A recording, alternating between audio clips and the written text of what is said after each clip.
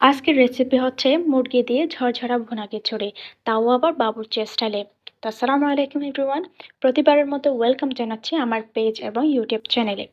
সবাই কেমন আছেন? আশা করছি সবাই খুবই ভালো আছেন। তো ভুনা খিচুড়িটি ঝরঝরা করার জন্য রয়েছে গুরুত্বপূর্ণ টিপস। আশা করি আপনারা ভিডিওটি না টেনে শেষ পর্যন্ত দেখবেন। খিচুড়ি করার জন্য প্রথমে আমি চাল নিয়ে নিচ্ছি। এখানে আমি সুগন্ধি চিনি গুঁড়া চালটা নিচ্ছি। 3 কাপ নিয়ে নিব প্রথমে। এই কাপ দিয়ে আমি মেজারমেন্ট করব। এবার আমি পানি দিয়ে আধা ঘন্টা পর্যন্ত এই চালটা ভিজিয়ে রাখবো। এবার ওই কাপের মধ্যে আধা কাপ মসুরির ডাল আর আধা কাপ মুগ ডাল নিয়ে নিয়েছি। এবার আমি এটা রোস্ট করে নেব। মোট 1 কাপ ডাল নিয়ে এটা আমি ভালোভাবে ব্রাউন কালার করে রোস্ট করে নেওয়ার পরে চালের মধ্যে মিক্স করে দিচ্ছি। এবার আমি চাল আর ডাল একসাথে ধুয়ে নেব। এখানে চালটা হচ্ছে কি 15 মিনিট ভেজানো হয়ে গেছে। এবার চাল ডাল একসাথে ধুয়ে আবারও 15 মিনিট ভিজিয়ে রাখবো। তার মানে ডাল ভিজিয়ে রাখতে হবে 15 মিনিট, চাল হবে আধা ঘন্টা। এবার এটা ধুয়ে আমি স্ট্রেনার করে নেব।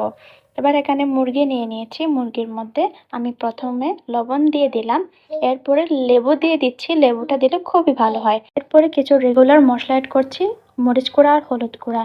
এবার সুন্দরভাবে একটু মেখে নিচ্ছি। এবার এই পর্যায়ে একটু আদা রসুন পেস্ট দিয়েও আমি এটা ভালোভাবে একটু মেখে নেব।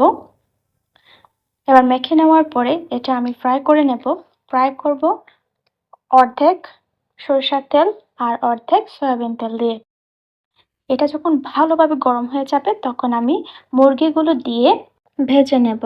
তবে মুরগিটা আমি এখানে ভেজে নেওয়ার মাধ্যমে 50% সিদ্ধ করে নেব। এক পাশে যখন একটু লাল লাল হয়ে আসবে তারপর অপর পাশটা উল্টিয়ে দেব। যখন হয়ে আসবে তখন আমি এটা নামিয়ে আরেকটা বড় পাতিল বসিয়ে দিয়েছি। তখন একটু তেল দিয়ে আমি প্রথম অবস্থায় অল্প পরিমাণে পেঁয়াজ বেরেস্তা করে নেব। পেঁয়াজটা বেরেস্তা হয়ে গেছে, এটা আমি নামিয়ে নিলাম।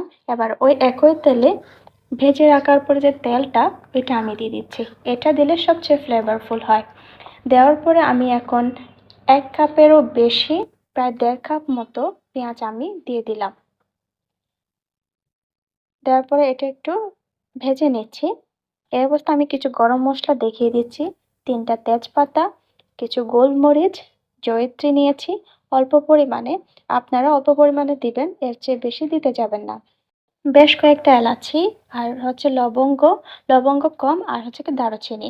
এবার এটাও দিয়ে আরেকটু নাড়িয়ে চাড়িয়ে দিচ্ছি। এরপর যে আমি দিয়ে দিচ্ছি আদা রসুন বাটা। এটা দিয়ে আমি পেঁয়াজ আর রসুন আর আদা বাটা ভালোভাবে রোস্ট করে নেব যাতে কাঁচা গন্ধ চলে যায়। এবার আমি মশলা অ্যাড করছি। প্রথমে হলুদ গুঁড়া দিয়ে দিলাম, তারপরে মরিচ গুঁড়া দিয়ে দিয়েছি। এরপর আমি গরম মশলা, যে প্যাকেটের গরম মশলা, সেটা আমি দিয়ে দিলাম পরিমাণ মতো। এরপরে জিরার গুঁড়া দিয়ে দিলাম। এবার এটা আমি তেলের সাথে ভালোভাবে মশলাটা একটু কুক করে নেব। যখন কুক হয়ে আসবে এরপর আমি পানি অ্যাড করছি। যেই কাপে আমি চাল ডাল মেপে নিয়েছি সেই কাপে আমি পানিটা অ্যাড করছি মেপে। তো আমি চাল নিয়েছিলাম 3 কাপ আর ডাল নিয়েছিলাম 1 কাপ। মোট হয়ে গেল আমার 4 কাপ। এই অনুযায়ী আমার পানি নিতে হবে 8 কাপ। তবে আমি ঝরঝরা করার জন্য আমি 7.5 কাপ পানি অ্যাড করেছি। পানি দেওয়ার পরে একটু লবণ দিয়ে দিলাম। লবণ দেওয়ার পরে আমি এটা একটু ঢাকনা দিয়ে বলক তুলে নেব। যখন বলক চলে আসবে তখন আমি মুরগিটা দিয়ে দিব। মুরগিটা দিয়ে একটু মিক্স করে দিচ্ছি। এবার আমি এখন এই পর্যায়ে আমি ঢাকনা দিয়ে 5 মিনিট পর্যন্ত মুরগিটা বয়েল করে নেব। বয়েল করার শেষে এবার আমি চাল আর ডালটা মিক্স করে দিচ্ছি। চাল ডাল মিক্স করে দেওয়ার পরে এটা ভালোভাবে নাড়িয়ে ছাড়িয়ে দিচ্ছি। এবার আমি কয়েকটা আস্ত কাঁচামরিচ দিয়ে দিব। এরপরে আমি একটু লবণ চেক করে দেখব। লবণটা অবশ্যই এ পর্যায়ে চেক করে নেবেন। চেক করার পরে যদি দেখেন নোনতা লাগে তাহলে লবণ দেওয়ার দরকার নেই। যদি নোনতা না লাগে তাহলে আপনারা লবণ অ্যাড করে দিবেন। এরপরে পানিটা যখন একটু টেনে আসবে তখন একটু আমি নাড়িয়ে ছাড়িয়ে দিচ্ছি। তো এটা যখন উপরে একটু পানি পানি ভেতরে পানি নেই তখন আপনাদেরকে এটা দমে রেখে দিতে হবে। দমে রাখার জন্য আমি প্রস্তুতি নিচ্ছি। কাঁচামরিচ দিয়ে দিলাম, এরপরে কয়েকটা লেবুর টুকরো আমি দিয়ে দিলাম যাতে একটা হালকা লেবুর ঘ্রাণ পাই, এতে অনেক মজা লাগে। এরপরে ওই যে আমি ভেজে রাখা যে পেঁয়াজ সেটা আমি উপর থেকে দিয়ে দিলাম। এরপরে আমি এটা দমে রাখার জন্য আমি একটা পাতলা কড়াই ইউজ করব। এটার সুবিধা হচ্ছে আপনার খিচুড়িটা নিচে লেগে যাবে না বা পুড়ে যাবে না, এরকম কোনো কিছু হওয়ার চান্স থাকে না।